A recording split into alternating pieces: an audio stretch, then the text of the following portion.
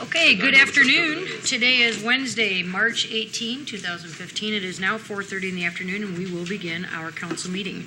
May I please have a roll call? Ron Rensing. Here. Randy Funker. Here. Brad Hint. Here. Greg Gills. Here. Zach Sawyer. Here. Thank you. And first on the agenda is public comments. Are there any public comments?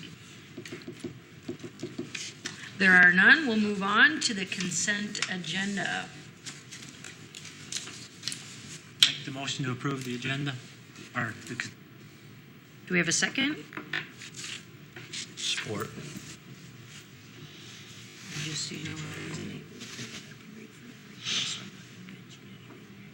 Funker. Aye. Hint. Aye. Sawyer. Aye. Rensing. Aye. Gills. Aye. Now it works. Number 3 on our agenda in new business is considering the credit card agreement with the government pay services. In your packet, you received the need further information. And this is a renewal. No, This is brand new. Thank Just you. to point out, this is an item that's probably come up for the last few years or whatever. So I asked Ange to do a little additional research on credit card companies, how this might all work. We actually have an active network program for our Parks and Rec department for recreation registrations that we utilize that does take credit cards and can do it online. So Ange did some research, and this company, and Ange, clarify or speak up if it's anything different, does it for a number of other cities. The ones that she contacted and whatnot, it works very well. Basically, the responsibility is as it states. They basically bring in the machines. They're responsible for the machines. We, of course, need to take care of them, and they do the training for it. The fees actually don't pass through us. The additional fees, which is on page 4, the last page there, basically that's how they generate their money, is based on the fees that are attached to the bills. And they add that in addition to the bill? Correct. So if your utility bill is $50, for example, here your service fee, the fee that they would collect would be the $1.50 in the schedule. And we certainly would advertise, get that word out to everybody so they'd have the choice if they so choose to use credit card.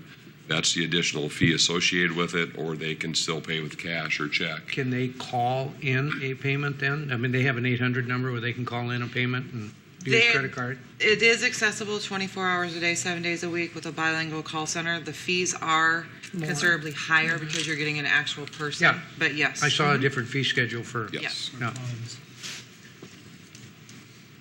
Do we take credit cards now at all? Or We don't. No, we don't have the system or the setup for it. So we certainly see the advantages to it.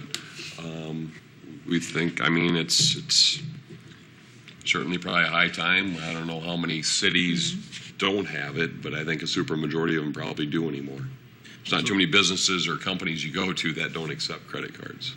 Yeah. So the advantage for the city then is the fact that this fee, you don't have to absorb the fee or add on to the No. like a normal credit card company. Yeah, because normal business, we can't upcharge for the use of a credit card. It's a fee you have to pay. And that's why I'm surprised that we can upcharge. But if you go to the courthouse, you pay a fee there to use your credit card Yeah. or license, the hunting license or anything like that. You always pay it then. So The government must be exempt from Must that. be exempt from Yep. Could be, probably, I don't know. If it's the courthouse, maybe there is some Yeah. rationale to that. But otherwise, the agreement is pretty straightforward. I've read through it, and we have outs of 30-day written notice. We don't think lies it. We certainly have a ability to get out of it relatively quick. They assume any liability for errors or mistakes, I take it, in the agreement? Yeah, it's each party's kind of responsibility for their own services and stuff. So How about with, I see it goes over the internet. Any issues if, I know like on the private business, you have to have this PCI compliant. What happens if we get hacked? Is that their responsibility then? The way that he explained it to me, if any person would dispute a charge from us, they absorb that. We're still going to get our money, and then they will, because he said if you dispute a fee, I think it gets taken away from the business. Yes. Okay. That's not going to happen with us. That doesn't happen here. They'll cover that cost. We still get our money until, and then once the dispute is, Adjudicated. Rectified. thank you, then they would recoup that from the credit card. Do you But have a that lot of doesn't people- go to his question. His question is as far as if someone would steal Stolen information or identity. whatever. Yes. But it wouldn't be, we wouldn't be providing that because they would be going direct with that company, correct? That's what I would I assume. mean, we are not going to be doing that, are we? I'm not understanding. This ain't going over the city's No, system. no. It's over their There own will be a system. link on our website, but it'll take them directly to GovPayNet's website, yes. Okay. Okay. That's what I thought you were Yeah. asking. That's what I was getting at. Okay. Do you have a lot of call for it? We do, Do you? I assume in this age. yes. And just one, we have a number of times, we have quite a few on the delinquent list and whatnot, and they don't have the cash or the check. The ability to use a credit card would resolve some of those issues, and instead of us making the payment agreements or figuring out something that way, this is a way they can buy time with utilizing their credit card, so. To me, your biggest kickback is going to be on to making sure everybody's aware there is a fee added And on to. what we're planning is to have it directly on the counter when people come in. And it'll also have the terms along with it, and it'll just be taped there, and they can see the schedule right there in front of them. Okay. Try it and see. Yeah, we certainly are in favor of it, and think it'd be advantageous to give it a try, so. 30 days notice? 30 days written. Support. Thank you. Do you have any other questions? Motion, please. A roll call, please. Hint, Aye. Gills, Aye. Rensing. Aye. Sawyer. Aye. Funkert. Aye. The next on our agenda is considering the final payment for the Runger Street improvements, and this is in the amount of their retainage that we've withheld, $6,889.90, and that project is complete. Any questions? And if there are not, do we have a motion to approve the final payment? Motion to approve. Support. Thank you. No questions? Roll call, please. Funkert. Aye. Gills. Aye. Sawyer. Aye. Hint. Aye. Rensing. All right. Number 5 is considering the proposal for LED lighting from Mid-American Energy, and Scott has more information. Yeah, I just want to share some more information. Kurt Todd and myself met with Craig Van Matron from Mid-American Energy. Mid-American Energy has made a proposal for us to consider, and we, of course, wanted to bring it to City Council for discussion. They are currently planning to replace 53 poles throughout our community this summer. They go and they do this called a punch test or whatever. And Kurt's talked to him, we've all talked to him. There's a number of poles that are in pretty tough shape. We have 133 250 watt poles, which a lot of them are on the corridors of Highway 18, Old 2nd Avenue, Old Highway 60, 2nd Avenue there.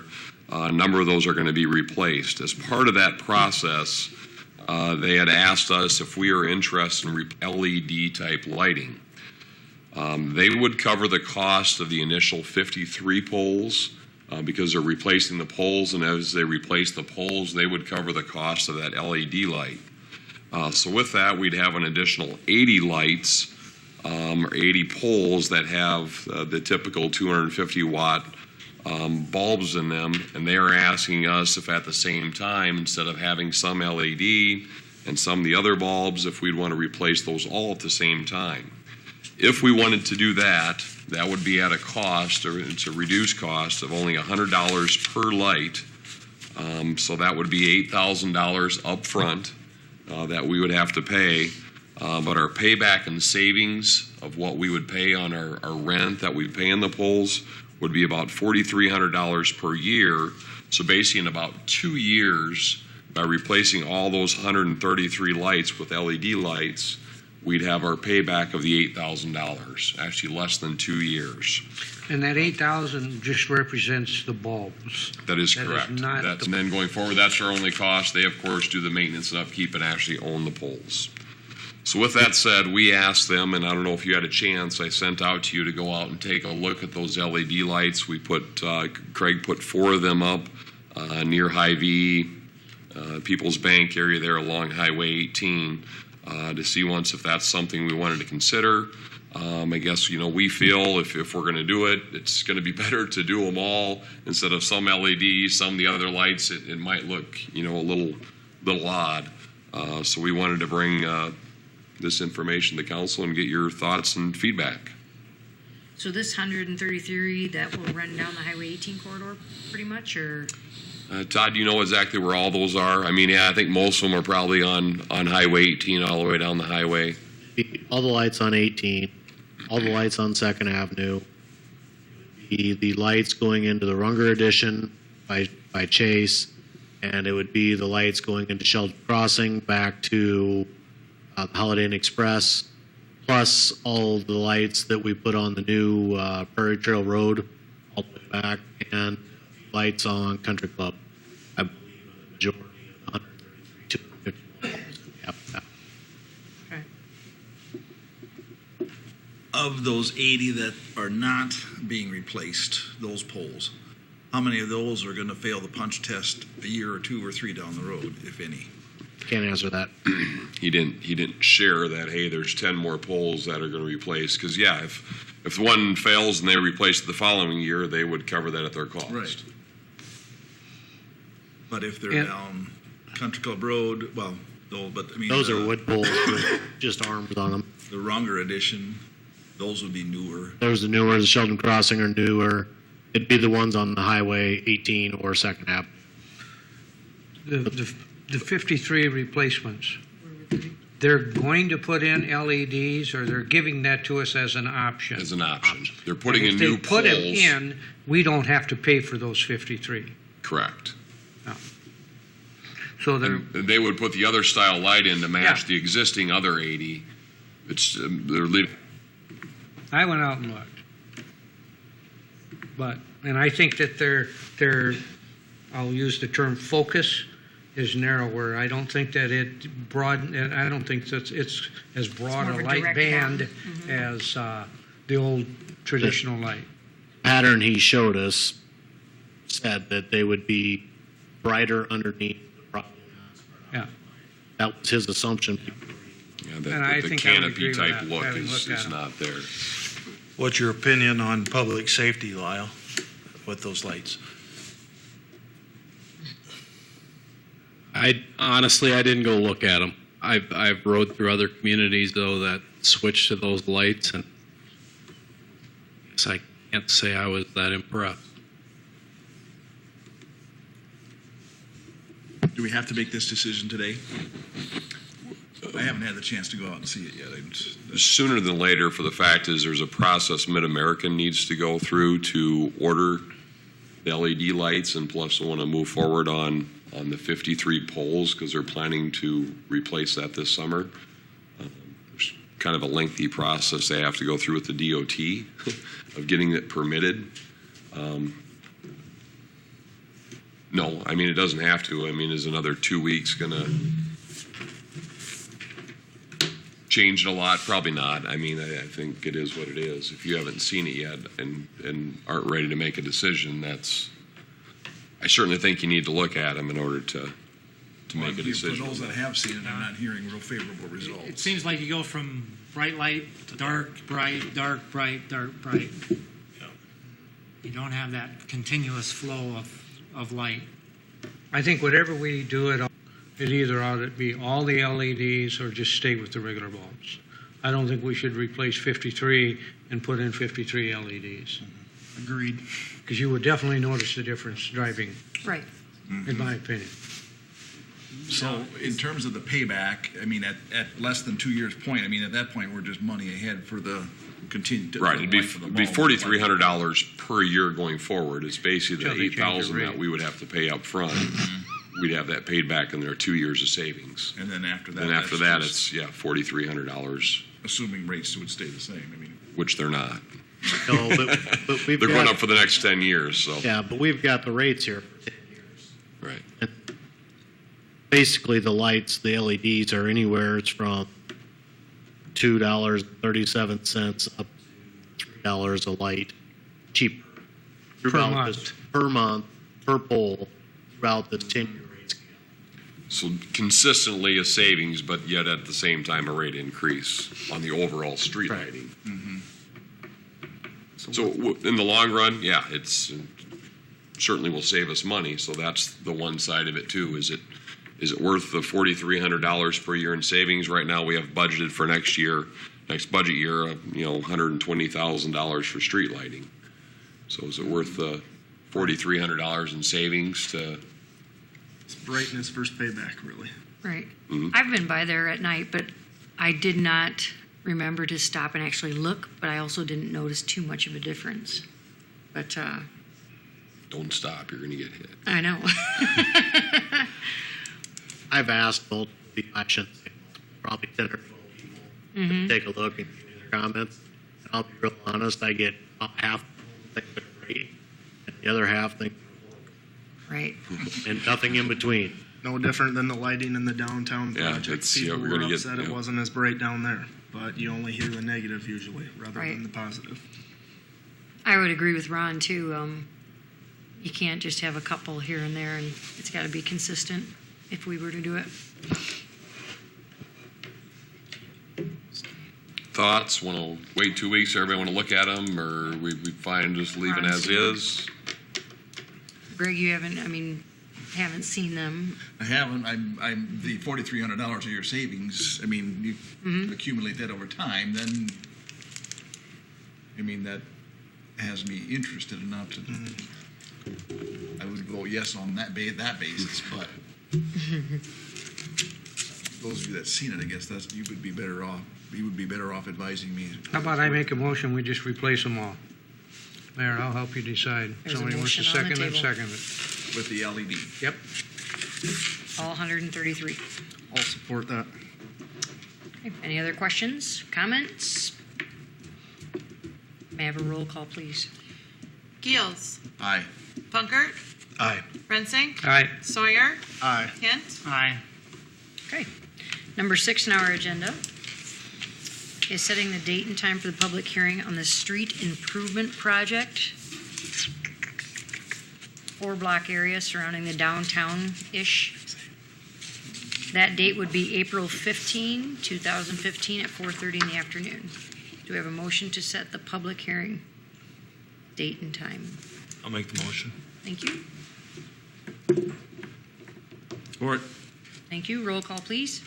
Sawyer, Aye. Rensing, Aye. Hint, Aye. Punkert, Aye. Geels, Aye. And Day after tax time, before you our know, discussion on I'll be the crying. Crossroads Community Park Master Plan, we are going to see a little slideshow first. Scott will walk us through, or Kurt.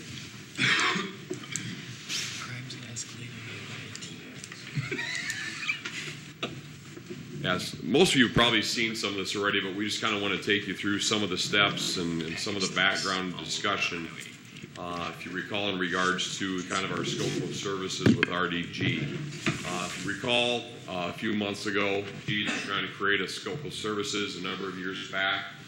We created a master plan for the Sheldon Crossing development area. As we've moved forward, we kind of changed and modified our residential development area, which then in turn kind of modified and changed what we wanted to do with our master plan.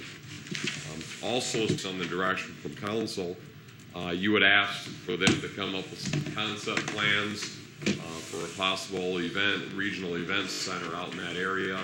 And I kind of want to just kind of step through and point a few things out as we kind of go through the plan here.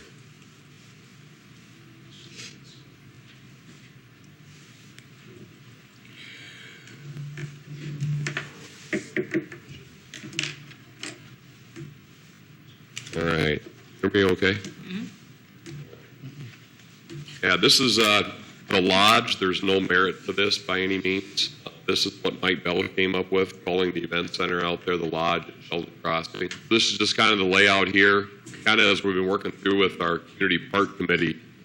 Basically what he did is he took kind of the overlay of our plat of the actual residential area, kind of overlaid that with kind of some of the preliminary plans and stuff and the aerial plans that we had before. So basically over the last few months, the community park committee's kind of been working. Not a lot of these items have probably changed from our original master plan that we had. Basically wanted to develop a park area that meets the needs of all the residents of the community.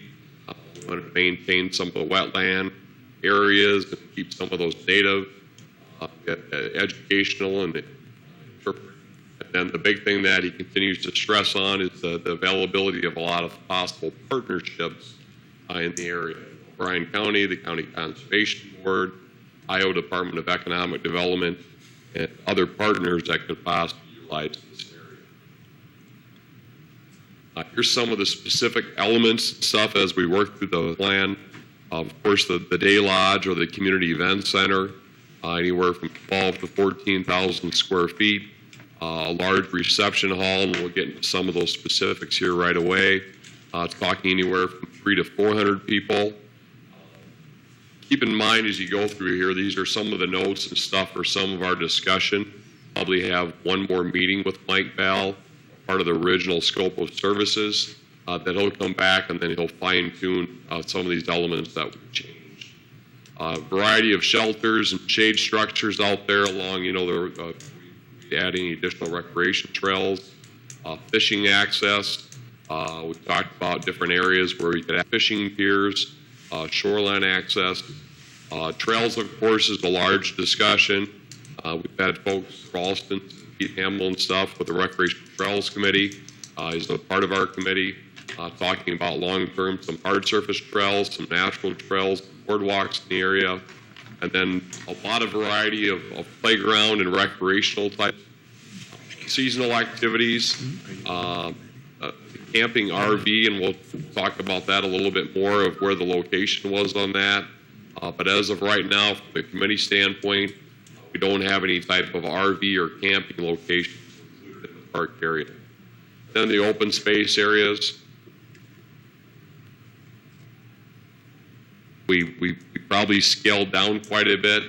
Originally in the first plan, I think they proposed about 15 acres of open green space area. As we did our plat and our residential development, we scaled that down to about 6-7 acres of actually open space area in that location. Environmental components, which we kind of touched on already, then a variety of science.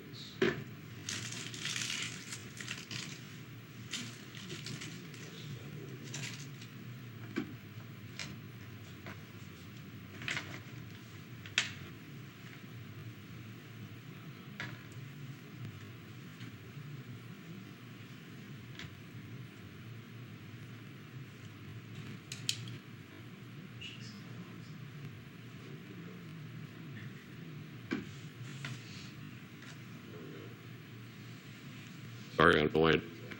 I just want to point out a few things here kind of in the master plan that we kind of talked about. As you can see here, whatever, this is development. Here's Country Club Road and our access road going in there. Talked about a potential parking, shelter, gazebo type area in this location where different individuals can come, park their vehicles, hop on their bikes, access the water, hop on the recreation trail to go around the area. This is the main focal point coming in where the hotel is. There's our turnaround here. This would be a potential access road back to the regional event center, a parking area. One time he kind of talked about making that a recreational area kind of by the hotel. The more we talked about it, that didn't seem to fit very well. The other open green space areas and some of the residential development areas. Plus we see that as a prime development area, whether expansion of a hotel, a new hotel, other type of commercial development. But then, of course, throughout the entire development, you see a variety of recreation trails. She kind of showed in this open green space area a trail going around that entire area, but he didn't realize we actually have a recreation trail that already kind of abuts that roadway going back.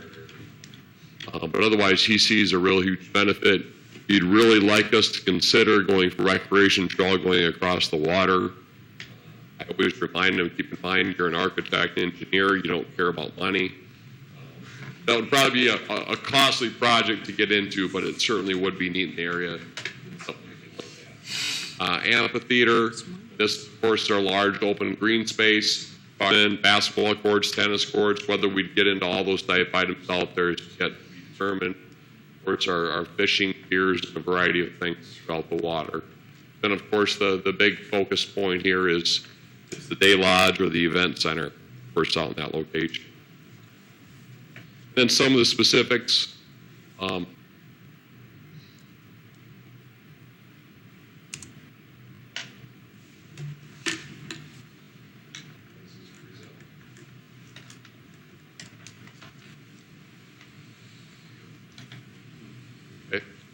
We went through a variety of floor plans. Now, I'm not going to spend a lot of time on the trying to get to the last one here before it frees up on.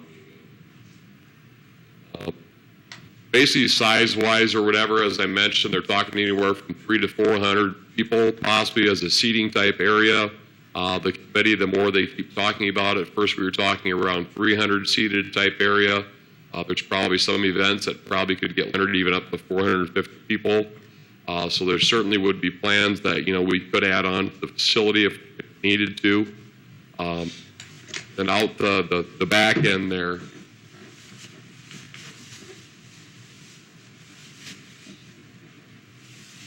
they show kind of going out over the large lot of glass and stuff out the back, which basically then brings you out to the water, having a large deck area and stuff on the back end.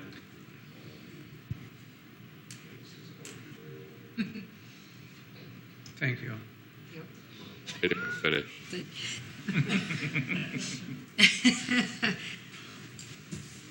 So anyway, just to wrap up with that said, I think we're kind of at the point where the committee's probably going to have one more meeting.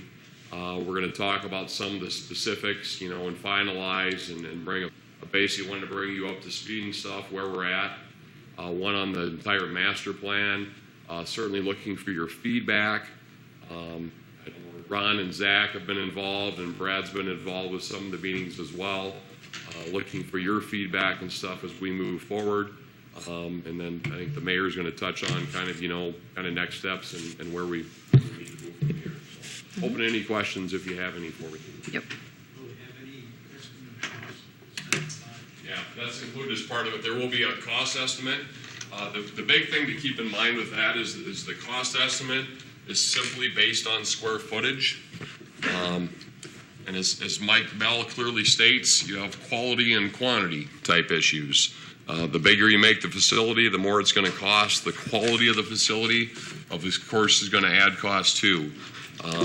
He'll give us a range for the cost of the facility. I mean, he didn't have a set cost for this one here. I mean, we kind of originally, when we were talking about it with the scope of services, we're ranging probably in the $3.5 to $4 million range, and that was just for the building, construction of the building.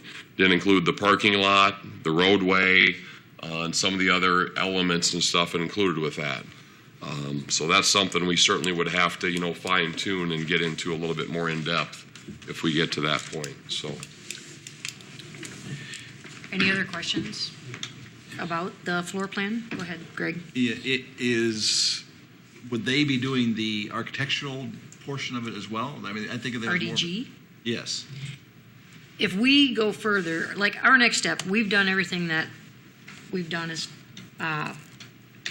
the direction of the council of coming up with the concept, the idea. This is just an idea right now. Right. So our next phase would be going into preliminary, where we would get into the architectural design of it, Do and they then do into that, or the do final. they do. RDG. Mhm. Yep, RDG is staffed to build basically buildings, construction facilities. They've done a number of them, especially in these type settings across the state of Iowa and all over the country. So they're landscape architects, but they're also building architects. It's actually I call him Kid. He's pretty new there at RDG. Is actually originally from Hull. Has actually been doing the design. Now works for RDG down in Des Moines. So they would be interested if we so choose, to move forward. I would recommend, based on the background information they have, to continue to work with RDG.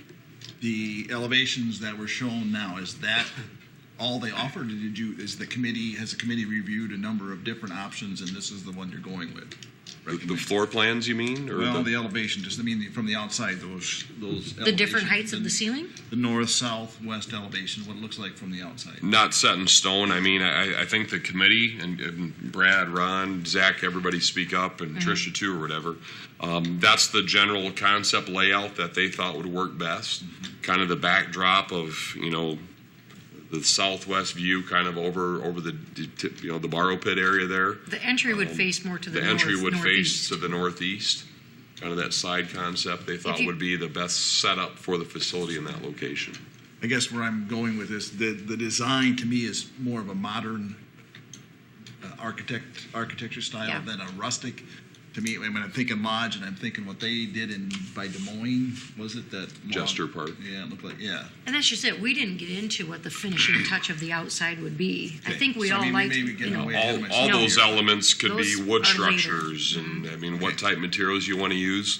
We didn't get into didn't that ju- really at all. just to Those, let you know, those Zach, we questions didn't were talk brought about up, that. height of the ceilings and whatnot.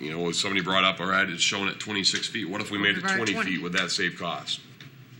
Yeah, it probably would, but we're not to that preliminary design concept yet. This is just an overall concept of what we think it might look like. I would say the overall feel has kind of been that rustic, modern Yeah. look, though, and Prairie modern type lines concept. might be coming from all the windows. stone, wood, windows. Most of that, what you saw in your drawing, was that southwest view. We had hoped, and I think what Mike proposed was more of a glass so that you are looking out at Mother Nature. But we had talked about other fixtures in keeping with the prairie theme. But those, like Scott said, you get down to all those, Yeah. the final touches as we get into the preliminary and then the final design phase of it. As much view of the borrow pit was mainly the focal Right, point as right. possible. And one thing I want to point out, the print that went in the paper that some had seen, the direction of north was wrong, and I don't think we were able to address that with you before it got printed, but the main entry would face to the northeast with the overlook of the dining hall, the seating area to the southwest, overlooking the pond. But yeah, there was many different discussions about the height of the ceiling, square footage, where to put certain things, but we came up with the concept. Before we get into all that, Yep. we need to decide, are we going to make a decision to pursue this further and get into the preliminary design phase?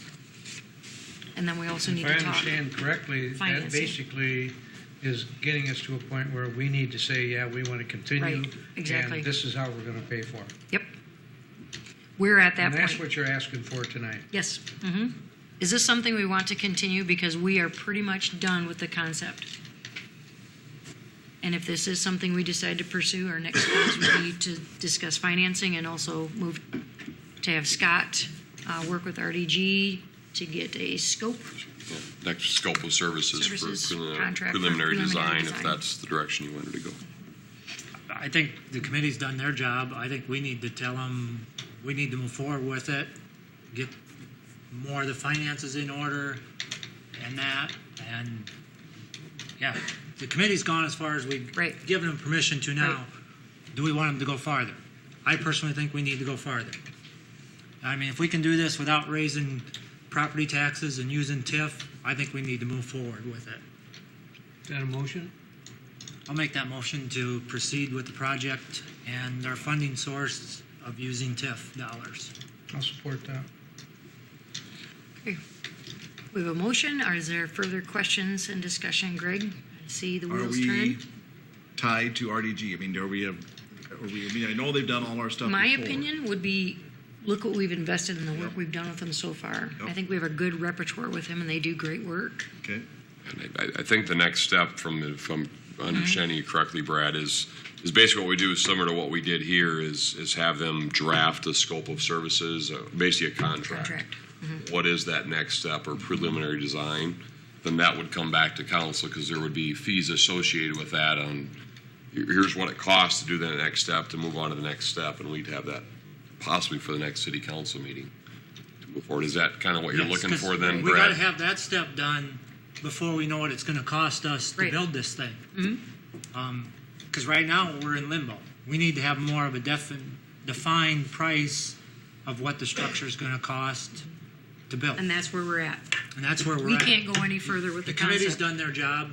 Exactly. Now it's our job to lead it If we forward. get that in the next phase, or is that a phase or two down the road beyond that yet? I would think they would Yeah, start the design phase and move to get us. Once you get the design phase going and get something more set in stone and finalized there, you'll start figuring out your dollar figure that Right. you're looking You at. basically have preliminary and final design. To me, if you pull the trigger on preliminary design, you're probably talking $150,000, $200,000. So to me, you're committing to the project to move forward. Once you agree to the next scope of services, that's to the step where we're at. Basically, it's preliminary and final. You're basically doing both, and I'm sure he'll show us a proposal for both steps to move forward with that. And then that will also then trigger the financing mechanism. Unless you wanted to use a different source to finance that part of it, that would trigger me to move into the next step of lining up financing for the project. Which into the area where we start applying for grants, correct? Right. Grants, grants is one thing because Mike, we're probably close to the part where we can apply for, Vision Iowa grant, Community Attraction and Tourism grant, some REAP funding. There's a number of grants that are out there, and they will assist with that. And that's a question I'd ask them as well to help writing and putting together some of those applications for funding. And then fundraising, that was a discussion amongst our committee last time. To add on another 20 feet to the facility, to add another 100 seats, that's another, $500,000 to $1 million. Do we want to fundraise for a component of the facility, to move to that next step? Is this limited to just the facility or the whole park area? This is the event center. Okay, I was just looking for clarification on Sure. the motion. Yep. Which, to follow up on that too, is a different discussion from the motion that we had that first, is where do we go with the next steps too of the other elements of the park too, so. Okay. But Is there any other discussion or questions regarding the motion that is on the table with the event center? If there are not, I would like to have a roll call, please. Rensink, Aye. Sawyer, Aye. Funkert, Aye. Gills, Aye. Hint, Aye. Thank you very much, gentlemen. just ahead. one other thing to point out, because I had a conversation with our bonding attorney today, is we're working on the amendment to our urban renewal plan. So that'll probably actually be on our April 1 council meeting, as far as looking at our amendment, which talks about some of the financing of like this type facility and stuff is there based on council direction. So that'll be a good timely item. So Wonderful. Thank you very much. Okay, and next on our agenda, comments. Any comments, Todd? Council? I have one. I was having a conversation with a SCAT member last week. We did get one application in today now, but she was telling me that their numbers are down, really down. So I would just encourage the community, anybody that's considering a SCAT application, please step forward because they could really use the help. Thank you. just to follow up on that, we're working on, the position with Sanford and whatnot. So Sydney and I have been talking quite a bit. She emailed me the other day, and in February, the ambulance or SCAT team had 63 calls. It's more than about 2 a day. So they've been extremely busy, so to keep that in mind. So Wow. Any other comments going this way? Scott, do you have anything I have further? nothing else. I do not either, so do we have a motion to adjourn? So moved. Support. Thank you. Roll call, please. Sawyer, Aye. Gills, Aye. Hint, Aye. Funkert, Aye. Rensink. Aye. Thank you. We're adjourned.